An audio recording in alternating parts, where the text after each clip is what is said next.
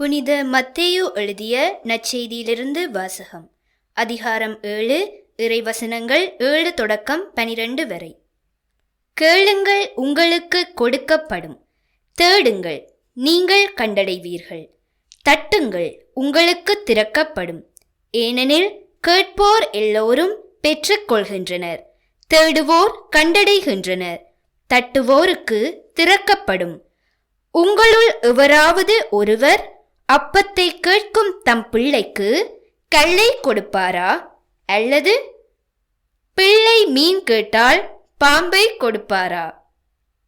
தீயோர்களாகிய நீங்களே உங்கள் பிள்ளைகளுக்கு நற்கொடைகள் அளிக்க அறிந்திருக்கிறீர்கள்.